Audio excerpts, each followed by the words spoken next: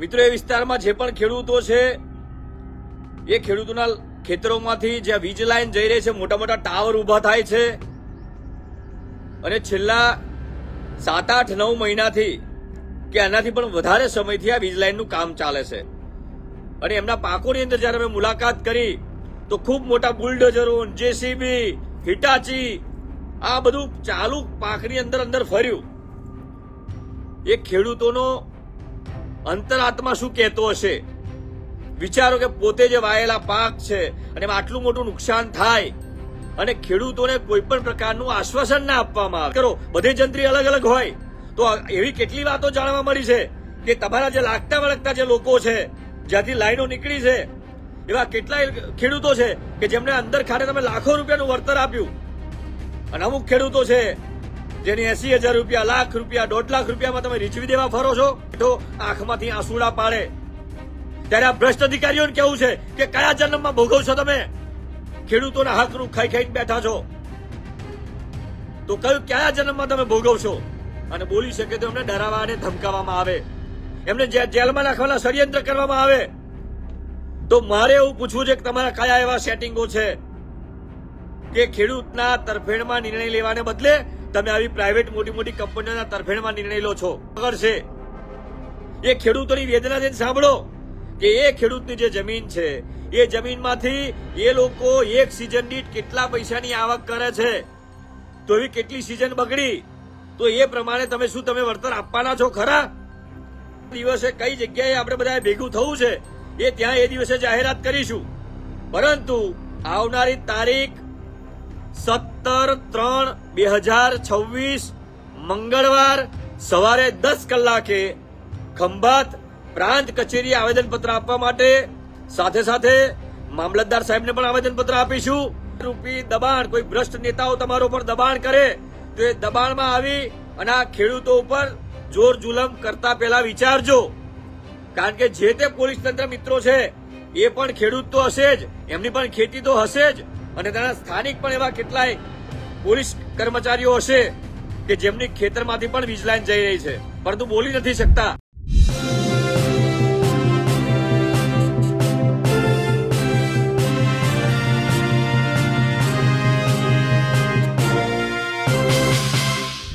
સૌરાષ્ટ્ર અને દક્ષિણ ગુજરાત બાદ હવે મધ્ય ગુજરાત એટલે કે આણંદના ખંભાતમાં પણ વીજ લાઈનો નંખાઈ રહી છે. ખેડૂતોની એક જ ફરિયાદ છે કે સરકાર કે કંપની તેમની જમીન તો લઈ રહી છે પણ યોગ્ય વળતર આપતી નથી અને એટલા માટે જ ખંભાતના, આણંદના ખેડૂતોમાં પણ ઉહાપો મચ્યો છે. નમસ્કાર, હું છું ચિંતામણી પુત્ર અનિલ પટેલ. સ્વાગત છે આપનું અમારા વિશેષ કાર્યક્રમમાં. આવો સાંભળીએ આ ખેડૂત આગેવાન શું કહી રહ્યા છે, સરકારને અને કંપનીઓને શું ચીમકી આપી રહ્યા છે. મિત્રો, ઘણા બધા સમયથી આણંદ જિલ્લાના ખંભાત વિસ્તારમાં ત્યાંથી ખેડૂતોના ખેતરમાંથી પાવર ગ્રીડ ટ્રાન્સમિશનની વીજ લાઈન જે કંપની દ્વારા જઈ રહી છે અને એમાં જે ખેડૂતોને હાલાકી પડી રહી છે, જે તકલીફો પડી રહી છે, એ ખેડૂતોને યોગ્ય વળતર મળ્યું નથી અને જે ખેડૂતોને વળતર મળ્યું છે કંઈ બોલતા નથી. પણ એવા કેટલાય ખેડૂતો છે કે જે ખેડૂતો પાસે જમીન ઓછી છે, એમના પાકને ખૂબ નુકસાન થયું છે, પરંતુ જે તે લાગતા વળગતા અધિકારીઓ એમને કોઈ પણ પ્રકારનો પોઝિટિવ જવાબ નથી આપતા.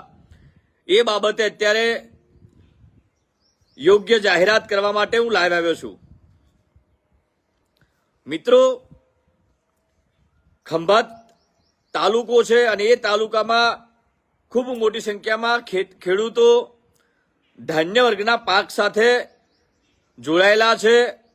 એ બાજુ કઠોળ વર્ગનો, ધાન્ય વર્ગનો જે પાક છે, ચણા હોય, ઘઉં હોય, ડાંગર હોય, આ ખેડૂતો એ બાજુ એ પાક પર જ નિર્ભર છે. ત્યાં પાણીની પણ ખૂબ અછત છે. નહેરના પાણી જો કે આવે છે પરંતુ ત્યાં એ ખેડૂતો અત્યારે પણ ત્યાં તમે જાઓ તો તમને એવું લાગે કે તમે કાઠિયાવાડમાં ગયા હોય એવો ત્યાંનો વિસ્તાર છે. મિત્રો, એ વિસ્તારમાં જે પણ ખેડૂતો છે એ ખેડૂતોના ખેતરોમાંથી જ્યાં વીજ લાઈન જઈ રહી છે મોટા મોટા ટાવર ઊભા થાય છે અને છેલ્લા 7-8-9 મહિનાથી કે આનાથી પણ વધારે સમયથી આ વીજ લાઈનનું કામ ચાલે છે. હવે આ ખેડૂતો બિચારા બાપડા રજૂઆત કરે તો કરે કોને? સરકારી પ્રતિનિધિઓ, જે તે નેતાઓ, એ બધા લાગતા વળગતા લોકોના હિત માટે કામ કરે, પરંતુ જે ગરીબ લોકો છે, જે મધ્યમ પરિવાર છે, એવા કેટલાય ખેડૂતો છે, જો કદાચ અવાજ ઉઠાવવા જાય તો એમને અવાજને દબાવી દેવામાં આવે છે. ખેડૂતીનું જે નુકસાન થાય, એક વખત ખેતીનું નુકસાન થયું, બીજી વખત બીજા સિઝનમાં નુકસાન થયું, ઘણું બધું નુકસાન થયું, પણ હજી સુધી એ લોકોને વળતર યોગ્ય મળ્યું નથી કે વળતરની કોઈ પણ જાહેરાત કે કોઈ પણ નોટિસ કે કોઈ પણ બોહેધરી પત્રક એ લોકોને મળ્યું નથી. અને જેના કારણે આવનારા સમયમાં ખૂબ મોટું આંદોલન ઊભું થશે અને એ પહેલા પદ્ધતિસર ખંભાતની પ્રાંત કચેરીએ આવેદનપત્ર આપી અને માનનીય પ્રાંત સાહેબને, મામલતદાર સાહેબને અને આણંદ જિલ્લાના કલેક્ટર સાહેબને પણ જાણ કરવી છે કે આ ખેડૂત એ આ જગતનો તાત છે અને એ ખેતી કરવા માટે કેટલી બધી મહેનત કરે, તડકો પડે, તાપ પડે, અને એમાં જે મહેનતો કરવાની અને એમના પાક ઉપર એમને કેટલી બધી અપેક્ષાઓ હોય કે જેમાંથી એમને સામાજિક ખર્ચાઓ પૂરા કરવાના હોય, ઘર પરિવાર ચલાવવાનો હોય. અને એમના પાકોની અંદર જ્યારે અમે મુલાકાત કરી તો ખૂબ મોટા બુલડોઝરો, જેસીબી, હિટાચી, આ બધું ચાલુ પાકની અંદર અંદર ફર્યું. એ ખેડૂતોનો અંતરાત્મા શું કહેતો હશે? વિચારો કે પોતે જે વાયેલા પાક છે અને એમાં આટલું મોટું નુકસાન થાય અને ખેડૂતોને કોઈ પણ પ્રકારનું આશ્વાસન ના આપવામાં આવે અને એના બદલામાં બહારથી જ આવેલા લોકો છે એ લોકો એક સાદી અરજી કરે અને એ અરજી ઉપર એ ખેડૂતોને પોલીસ કર્મચારી મિત્રો દ્વારા ડિટેન કરવામાં આવે, પકડી જવામાં આવે અને કોઈક અવાજ ઉઠાવે તો એને દબાવી દેવામાં આવવાનું કામ કરે છે.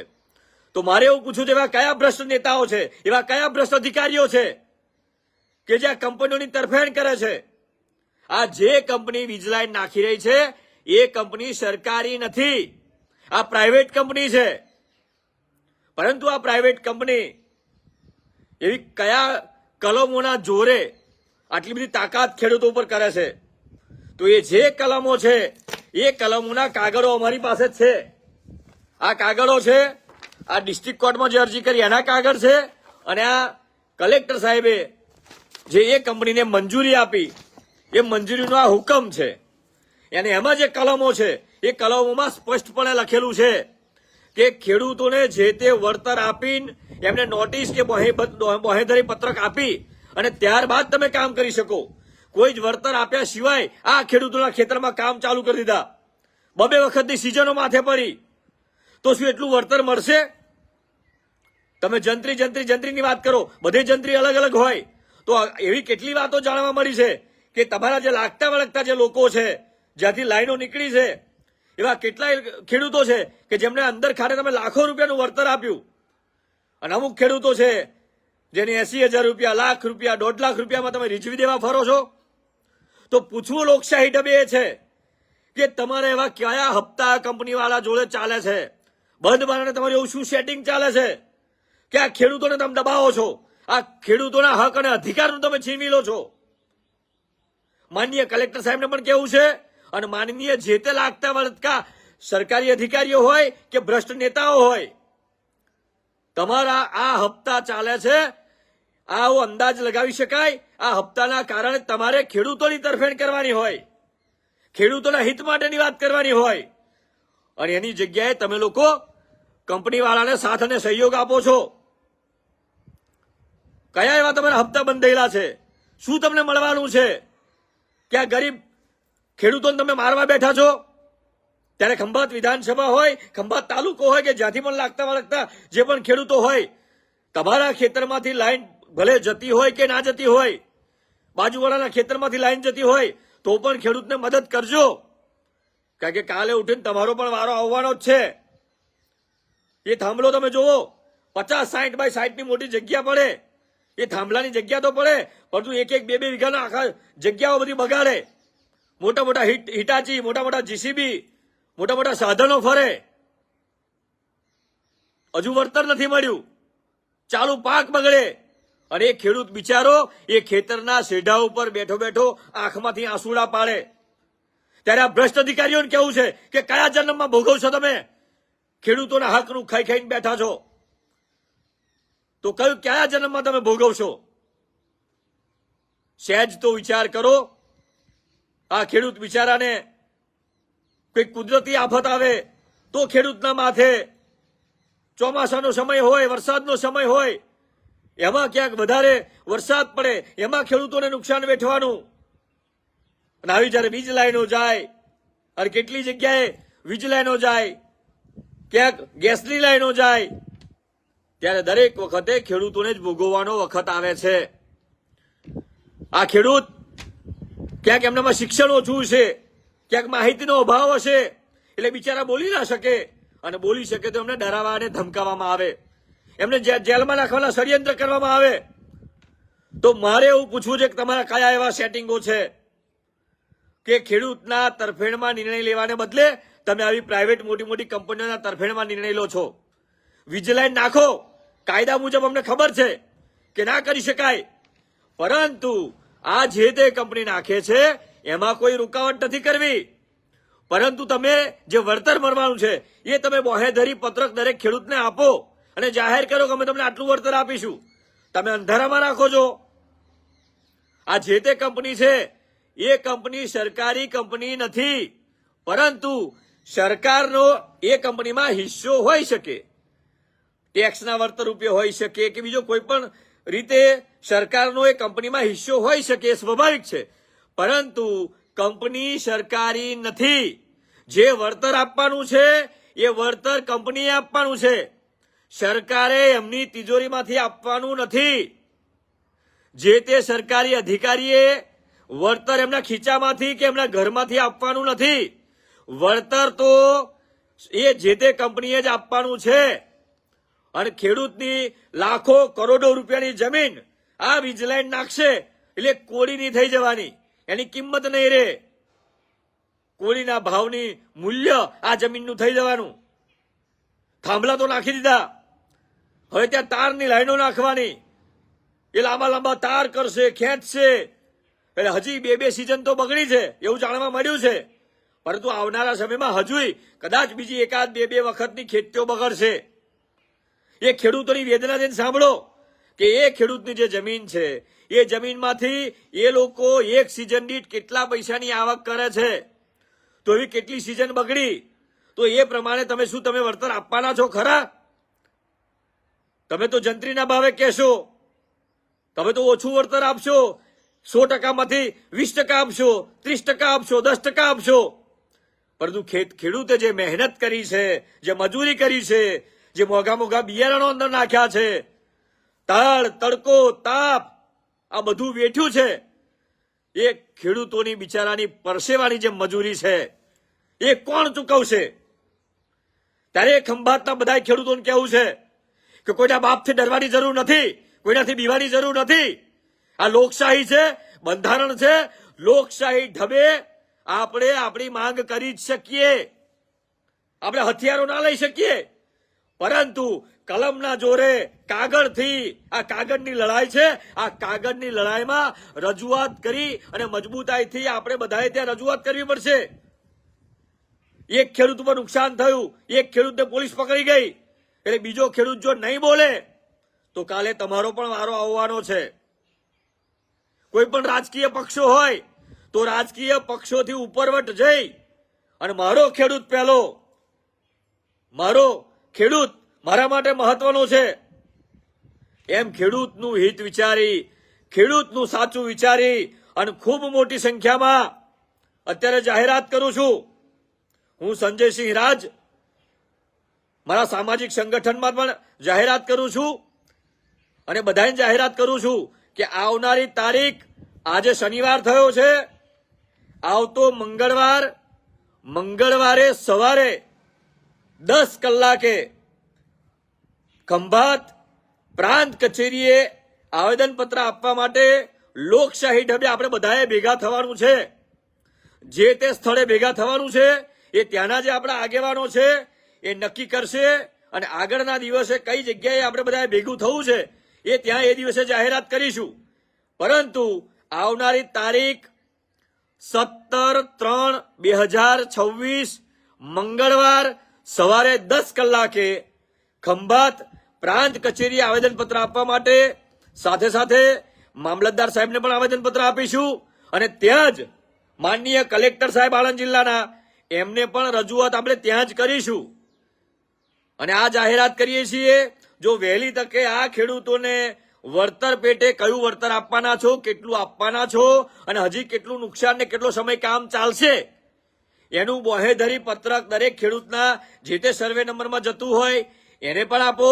જેના ખેતરમાં થાંભલો નથી નખાતો, વાત સમજજો, જેના ખેતરમાં થાંભલો નથી નાખતા અને ઉપરથી કદાચ તાર જાય છે તો એ તાર જાય એનું પણ નુકસાન થાય છે.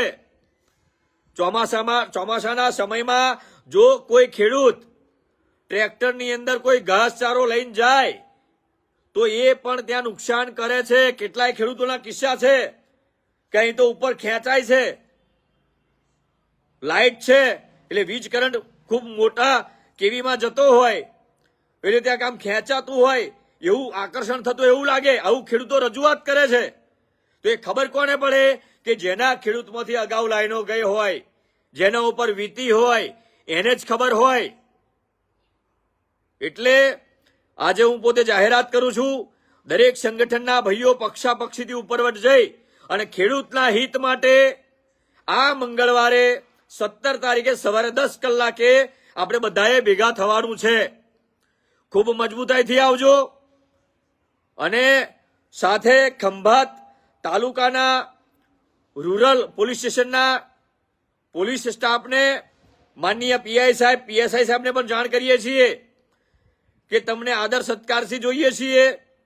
પોલીસ કર્મી મિત્રો હંમેશા લોકસેવક જ છે, લોકોના હિત માટે જ છે, પરંતુ તમે પણ ક્યાંક કોઈકના ભ્રષ્ટાચાર રૂપી દબાણ, કોઈ ભ્રષ્ટ નેતાઓ તમારો પર દબાણ કરે તો એ દબાણમાં આવી અને આ ખેડૂતો ઉપર જોર જુલમ કરતા પહેલા વિચારજો. કારણ કે જે તે પોલીસ તંત્ર મિત્રો છે એ પણ ખેડૂત તો હશે જ, એમની પણ ખેતી તો હશે જ અને તેના સ્થાનિક પણ એવા કેટલાય પોલીસ કર્મચારીઓ હશે કે જેમની ખેતરમાંથી પણ વીજ લાઈન જઈ રહી છે પરંતુ બોલી નથી શકતા. તો તમારો અવાજ બનવા માટે આવીએ છીએ, એ ખેડૂતોના હિત માટેની વાત કરવા માટે આવીએ છીએ. તો આપ સૌને નમ્ર વિનંતી છે, ખૂબ મોટી સંખ્યામાં પધારજો. આ વીજ કંપની વાળા જે તે કલમના જોરે જે તાકાત કરે છે, એ માનનીય કલેક્ટર સાહેબના ઠરાવમાં પણ એવું લખેલું છે કે કામ કરો, ખેડૂતોનું નુકસાન ઓછું થાય, ખેડૂતોના શેઢા ઉપર જ થાંભલો નખાય, ખેડૂતોને વળતર મળે. પરંતુ વળતર આપ્યા પહેલા જ આ લોકોએ કામ ચાલુ કરી દીધું છે. વળતર નહીં આપવાનું અને કામ ચાલુ કરવાનું આવું કલેક્ટર સાહેબના ઠરાવમાં પણ લખેલું નથી.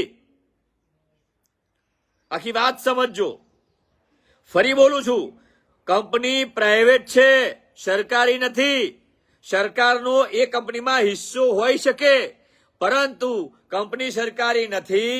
જે ખેડૂતોને વળતર આપવાનું છે એ સરકારે એમનું આપવાનું નથી, સરકારની તિજોરીમાંથી આવવાનું નથી, કોઈ સરકારી અધિકારીઓના ઘરેથી એમને કોઈ આ ખેડૂતોને વળતર આપવાનું નથી. વળતર એ પ્રાઇવેટ કંપનીને આપવાનું છે.